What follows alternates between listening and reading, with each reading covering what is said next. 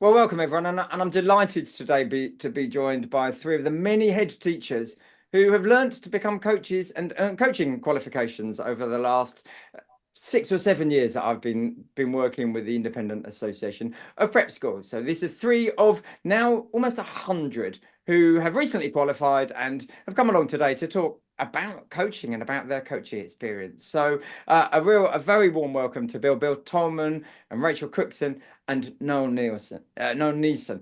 Let me just invite you to say hello and give a little 30-second flavour. Some people will know who are watching, but let's just have a bit of an intro. So, Bill, just your intro.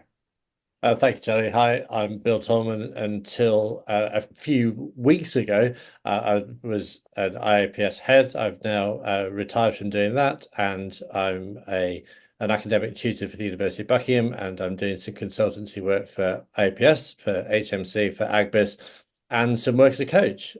So that's me now. Thank you. Thank you. And anyone who's watching who doesn't recognize any of those acronyms, please do not worry. They're all professional educational organizations. Rachel, how about you in intro? Hi everyone. I'm Rachel Cookson and I'm an IAPS and an HMC head. I lead an infant and junior division up here in the Northwest and been in my current role for the last 7 years and was head at a GSA school prior to that. Just love the coaching experience and really happy to be here today. Thank you. Thank you. And Noel. Hi, I'm Noel Neeson. I'm headmaster at the Blue Coat School in Birmingham, an IAPS school. I've been the head here for 8 years and a previous head in Devon for 8 years, 7 years actually as well. And it's been a breath of fresh air, really taking on this coaching course in the last year or so. Thank you. Thank you so much for the intros and also for starting to open the door to talk about coaching. So those of you who are watching who are IAPS heads, you will know very well that they sponsor a coach training and a coaching program for the head teachers within the whole network. Those of you who are outside that network, let me give a 30-second explainer. IAPS is the main representative body of prep schools in the UK and some overseas, and they wanted to offer even more support than they already offer to their new head teachers who come along and get a new headship post in a school. Traditionally, they used to offer a mentoring program, and they switched in 2020 to making it a coaching program. So every new head or new to IAPS head gets a coach for their first year, fully funded by IAPS. It's a wonderful thing and it's a great thing. And lots of these heads say it's a real lifeline. You can imagine, can't you, through COVID and through the tough times that we're having at the moment, to know that they have a coach to lean on. The bit of genius that IAPS did is rather than go outside to the market to find external coaches for all of these 75 plus heads every year, that they created an internal pool of coaches. And those coaches are serving, or in Bill's case, recently retired heads who then find time in their busy schedules to come along and learn and get a coaching qualification, get an ILM level 7 qualification. It's a wonderful thing. It's a joyous thing. And their commitment to finding the time and the energy and the focus to this is outstanding.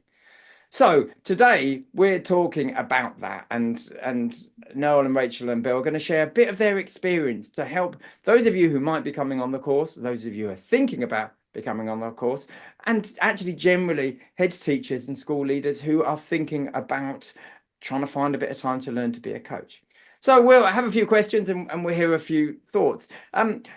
Let's start a little bit with why, what was the impetus for signing up? It'd be really good to hear. You know, you get an email and an invitation from IAPS and sign up for this course. So perhaps give us a minute or so each. Why did you sign up? No, what made you want to sign up for this? Well, Charlie, you talked about mentoring. I remember when I became an IAPS 17 years ago, and I was given a mentor who was a retired head, and bless him, he came to my school and the first thing he said to me was, you need to get more Range Rovers in your car park because there's not enough there. And I just thought, what is this all about? It had nothing really to do with professionalism. It was more an experience and what he thought. School, lovely gent. But I think one of the things we've seen the coaching one of the things for me, I'm not a committee man. I hate sitting in these committees and trying to propel my career for my next job. I want to help people in schools on the chalk face, and for this association to survive and move forward and keep up to date with things, we have to support the new heads coming through, and there's some brilliant heads there. And I just wanted to commit to doing something personally, one-to-one, behind the scenes, and allow these people to flourish in their job. There's a lot of pitfalls out there, but at the same time, it's a lot of joy and happiness to be had. And I just felt that the coaching would allow me to bypass that committee sort of way and just do what I love best, is helping children to helping head teachers to influence children and the next leaders in the world. And that was my background to doing this. And I love that idea of that sort of quiet helping behind the scene, giving that person a bit of one-to-one support and nurture. Thanks for that. I'm a great believer. The higher the monkey climbs, the more its backside it can see. So that's why I just wanted to do my own thing behind the scenes. Thank you for sharing that, for setting the bar exactly where it needs to be. Rachel, how about you? What drove you to say yes to this opportunity? Well, I was really lucky, Charlie, because I joined IAPS a couple of years ago as a head. And as I say, I was already an HMC head, and in my previous headship, I was with GSA. And so I was really intrigued, and also felt hugely privileged when I was assigned a coach. And, there I was, a second headship. But for me, every day feels like a first day, because I think that, in the role that we have, there's a hidden diary. I call it the invisible diary in my school. We know what it says, but actually the reality, when you're a head, until you walk in those shoes, you don't realize what that job is actually like, and you don't realize it as a deputy either. So actually having the privilege of meeting with somebody that was in the role, and they coached me. So they did exactly what you said in your introduction. I was one of those heads that was assigned an IAPS level 7 coach, and I met with them. We had 6 sessions, and it was brilliant. And it opened my eyes to start to really think, to slow down, and to reflect on how I was doing things, how I was feeling, the balance of professional life, personal life. It opened the lid, and so it lit the spark for me, and I found it so transformational, really, that it inspired me to think, actually, a couple of years in, do you know what, I think I'd like to try this as a postgraduate experience, master's level. Let's see if I can do it. So that's why that lit my spark, to help me in the role I do, because it's so complex. It's joyous, but also it's really tough. And it was so fantastic to be able to speak to somebody that really understood what I was living. And I think that is so empowering for anybody that goes on this course. And as Noel says, the way that then the impact of that experience on your team, because you are able to enact some really strategic, it just helps you look through a lens of leadership in a different way. So that was why I was so keen to join the course. Thank you. And actually, apart from these IAPS heads, and like it is most head teachers haven't had the experience of being coached. That's one of the reasons why this IAPS project's so good. So every course that we run, we ask the people who sign up for coaching, have you been coached?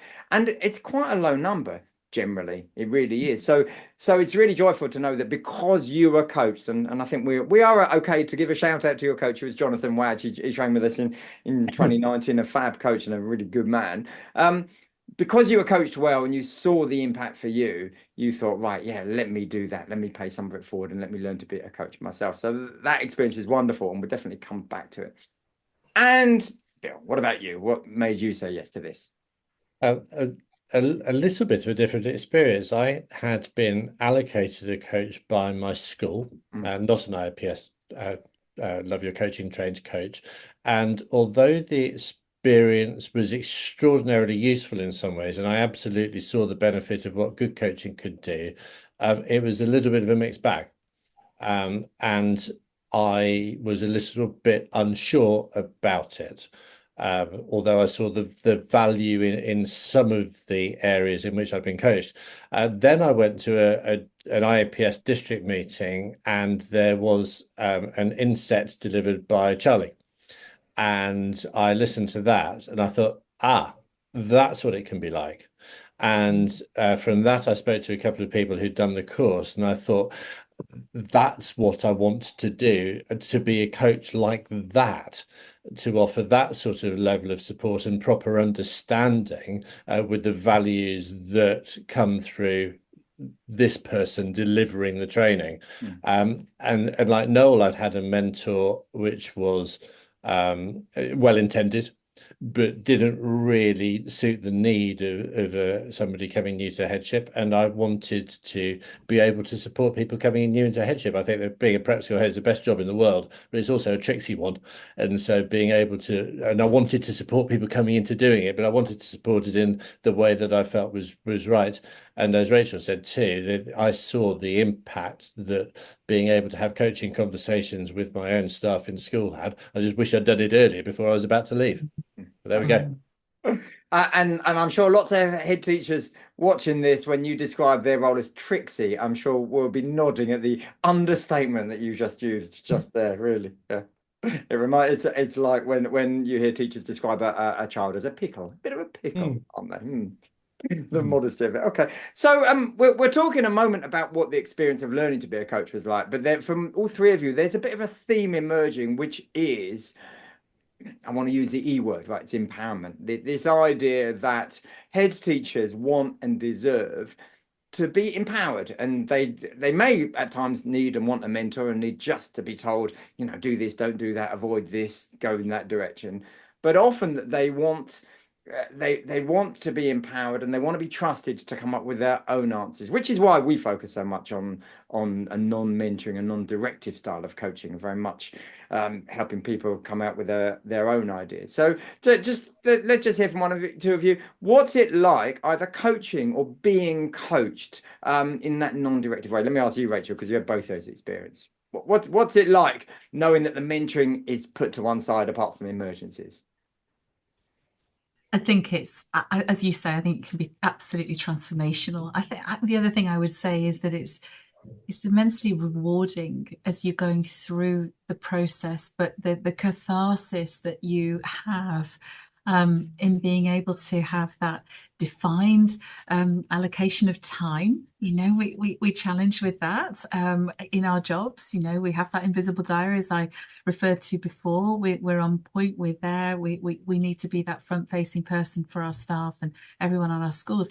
In the roles that we have, it's very easy to forget about us. So actually having that time dedicated to you is exceptionally important, and it doesn't have to be long. And as the course goes on, you taught us that so brilliantly about how impactful even a slice of time could be in the micro ways that one is coached, extending to a broader period of time. But what is it like? Well, professionally, it's rich.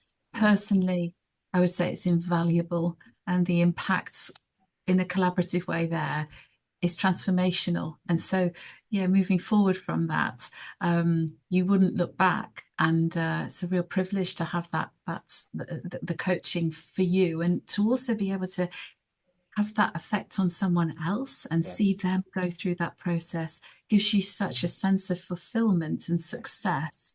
I think also in the roles, I would say that we're authentic people, and we're also very humble, I think, in the roles that we have, because we're also, the expectation is, and we do it really well in our jobs, that we congratulate, we thank, we're givers. So often we don't get that back as head teachers. So when you're in that privileged position of watching someone thrive because of the pathway that you're enabling through your coaching, actually that's very, very rich for you as an experience yourself. I think that idea of knowing you are coaching heads who are going through all the challenges that they have, and you are become their support, but not that's dependency support, but that support with the space for them to work out their own thing is really important. I heard a fellow head of yours describe coaching as a coachee. She calls it professional me time, which is, I think, is just a brilliant way of encapsulating. That's what it is. It's a time to think, a time to reflect. It's really important.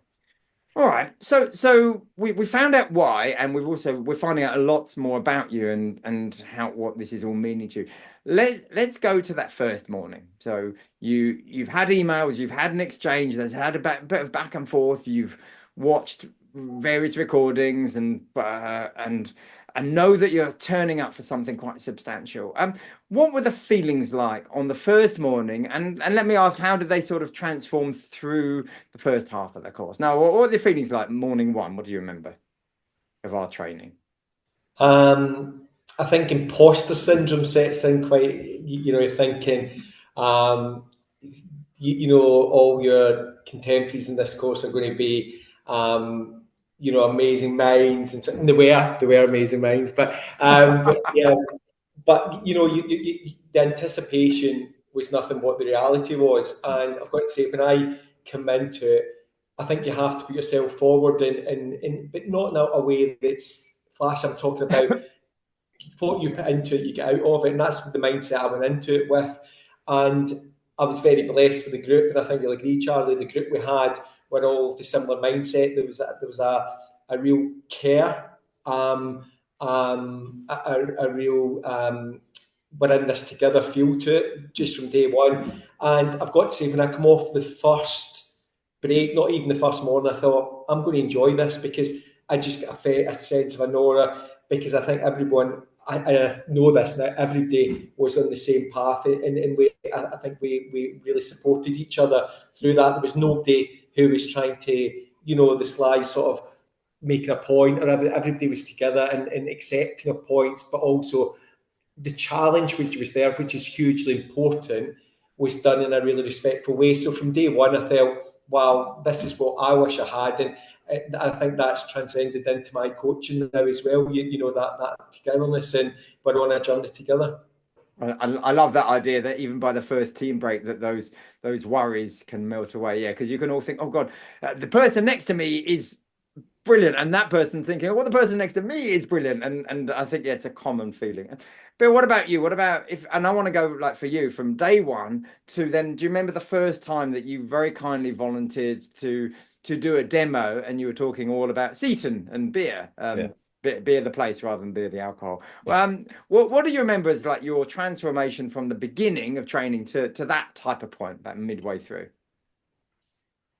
Yeah, before that first session, I do remember feeling quite anxious, not just about the session, but about what I'd committed to, because there was a certain volume of work I knew was coming, and I was a bit worried about how that was going to fit in.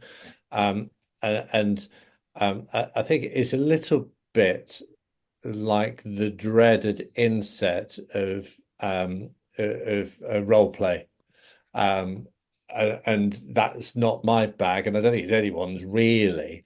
And as Noel said, by the time we got to the first tea break and we'd done a little bit of sharing, the way that it was structured, and where you have to and take a deep breath and just do it, actually the confidence that came from that, and the space that the course gave to also allow us to think, and maybe forced us to think, meant that by the time it came to, would someone like to tell us a little bit about, I thought, yes. And I honestly don't think if I'd rewound to the start of the course, I'd have been sitting on my hands.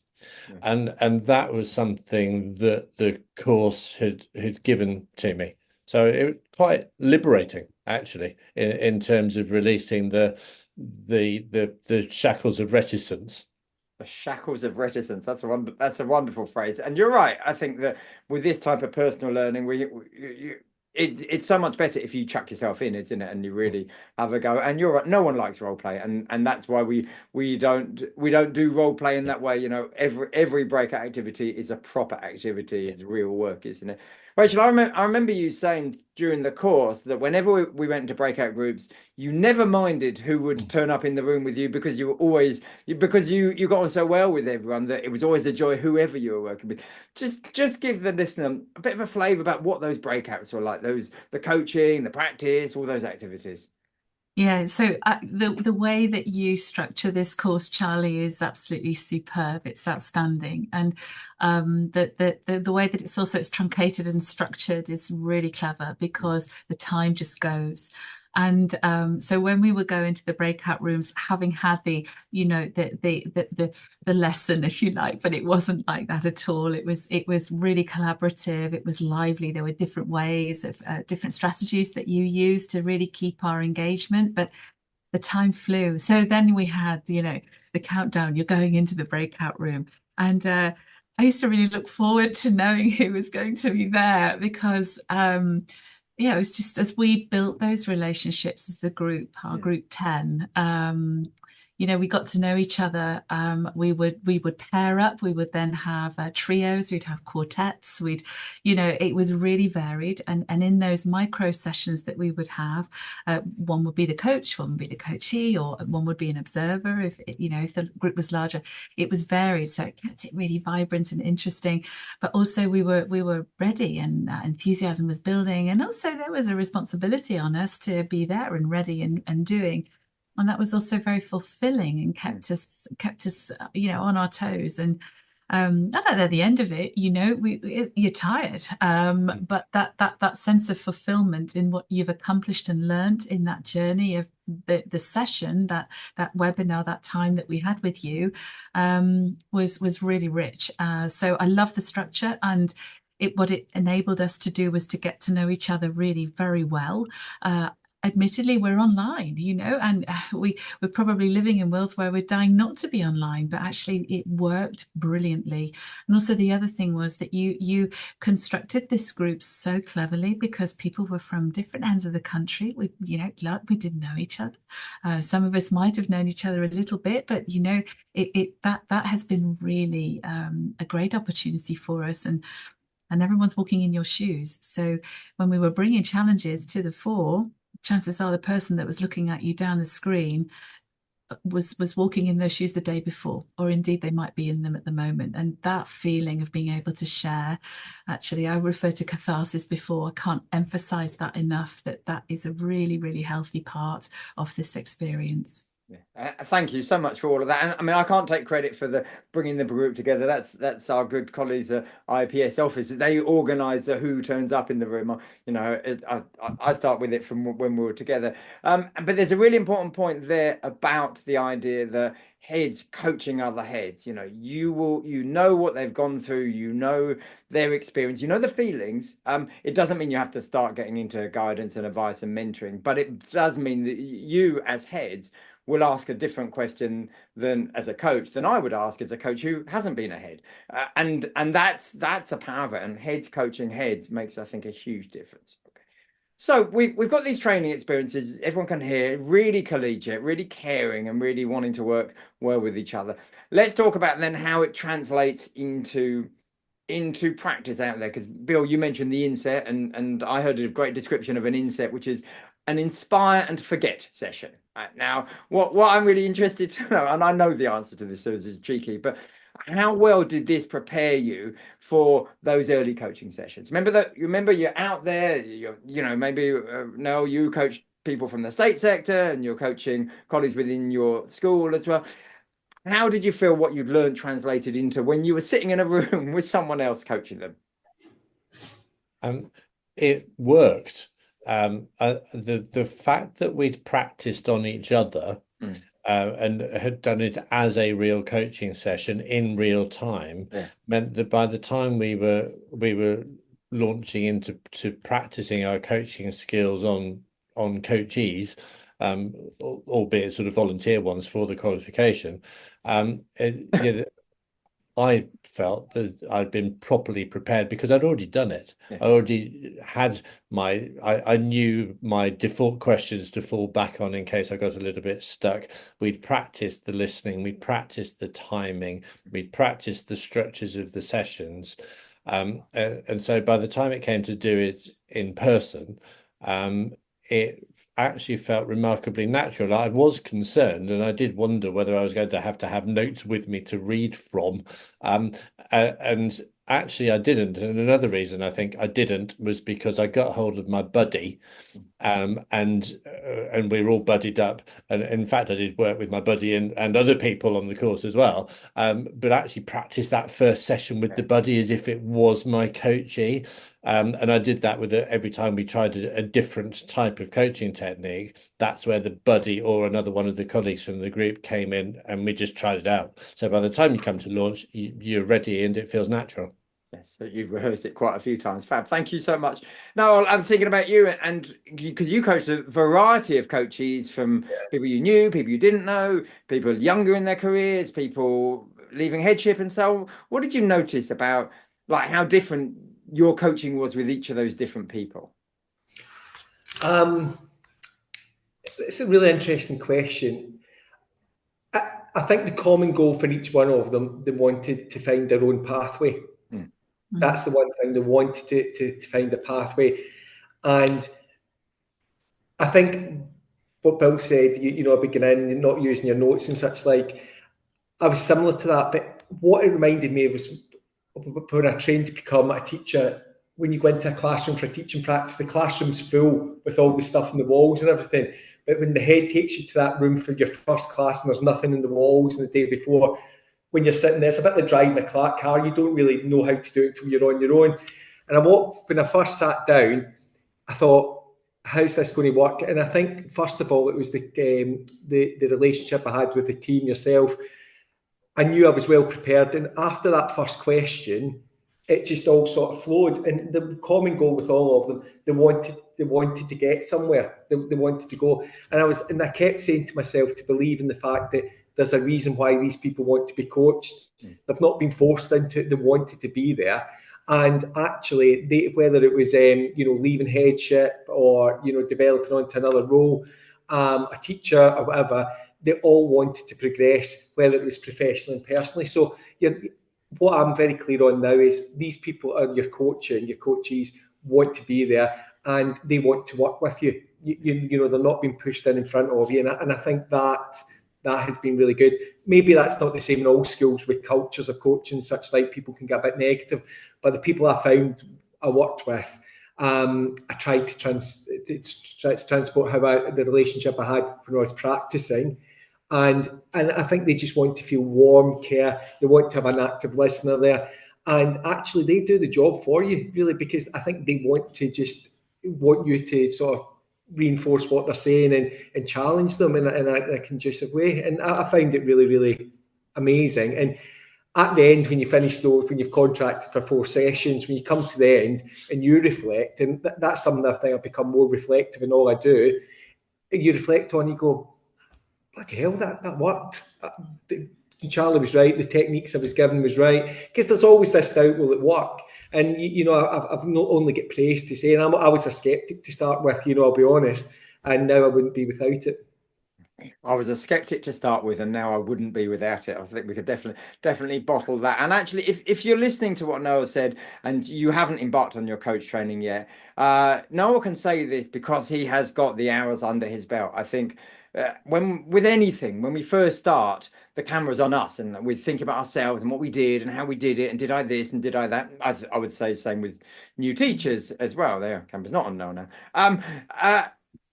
And gradually what we learn to see and learn to realize is that the camera goes off us and the camera starts going on to the other person, and we think about the other person and what they did and how they responded and how they act, and we're a bit player in this, aren't we? We're like the catalyst for their thinking, and that's really important.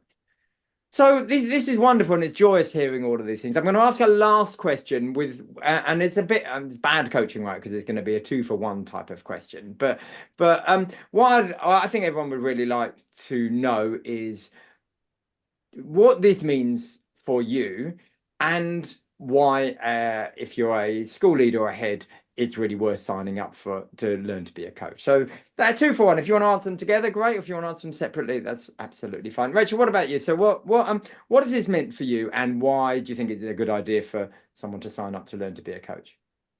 It's been a fantastic experience, Charlie, and I can't recommend it enough to anybody that wants to develop themselves professionally but personally as well. For me, it's a twofold thing. So for me, it's helped me to craft and hone and polish up the way I lead.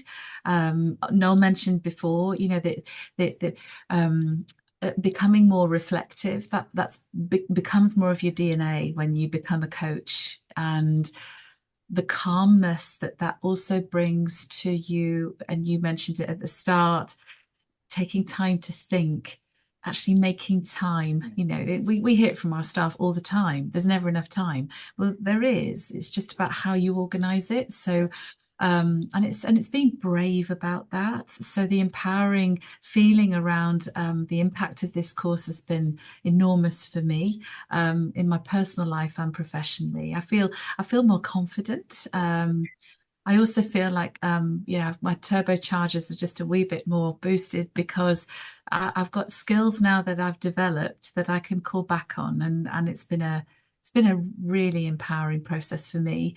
And the feeling of me being able to take my coaching skills into the way I lead, and I can then, as Noel says, affect and help others within my team, which ultimately, as a leader, that's what you want, because then, and also that's reflecting great leadership, because you're empowering those that work with you, and then therefore the wheels will then, you know, most of the time roll with a little bit more ease, and they'll be smooth. So you know, for me, it's been enormous. So professional development, personal development, character, resilience, bravery, confidence, and the joy of meeting others that walk in your shoes. So it's been an utter privilege, and I can't recommend it enough.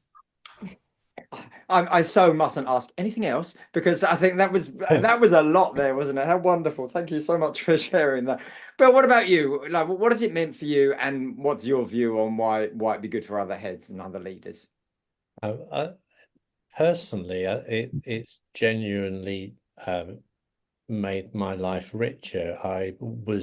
It's developed my ability to reflect. I was poor at self-reflection. Learning to coach has developed that in a way which has just made such a difference to the way I think about what I do and what I've done.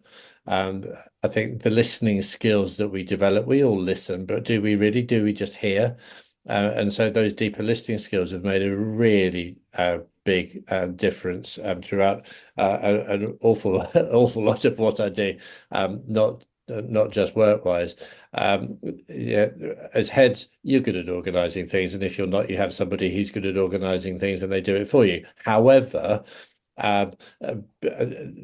the coaching course also just tweaked the prioritization and organizational skills that are there and maybe were a little latent, and that's made a very big difference too.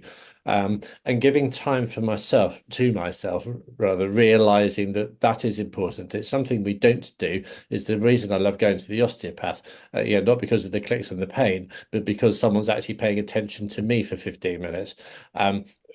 We realize that's important, and doing the course has helped with that.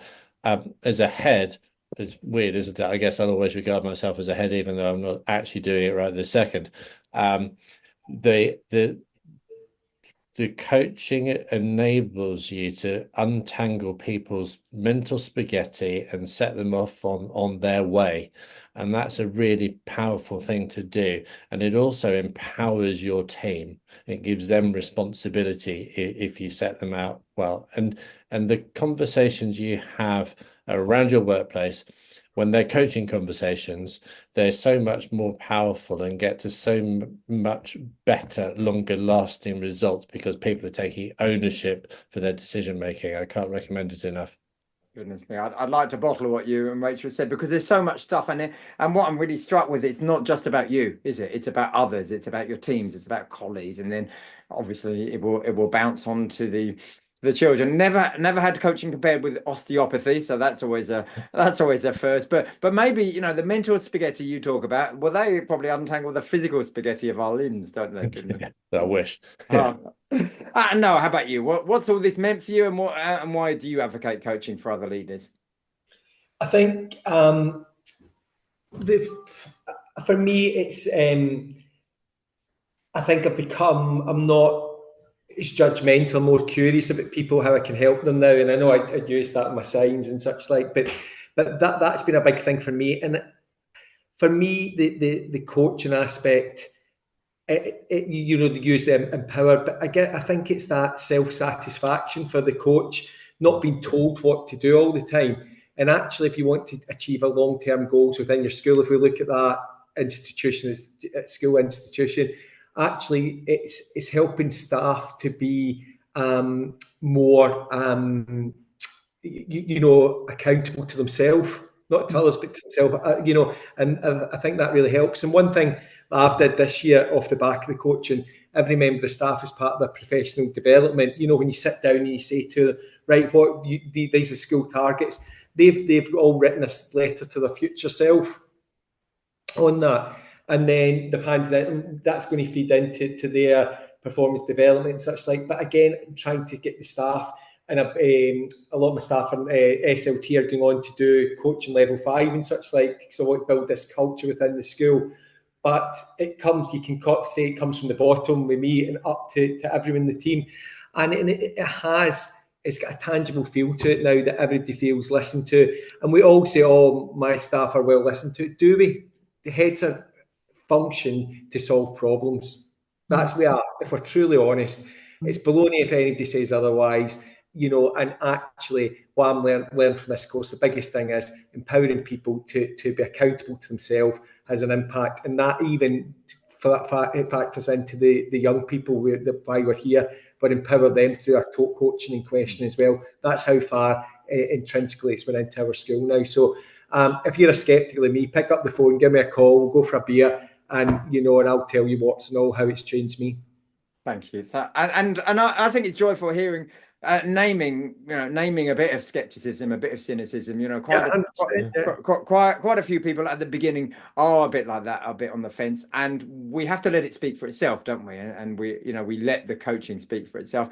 I'm really appreciative. I mean, I'm obviously appreciative of the three of you, but I'm appreciative of every head teacher who chooses to go down this path, because no head teacher goes for a job interview and they say, well, we'll give you the headship when you get your coaching qualification. They say, you're a head teacher, right? You're an expert, you deserve to get this job, and you get this job. And no head teacher needs to become a coach, right? It's like an extra.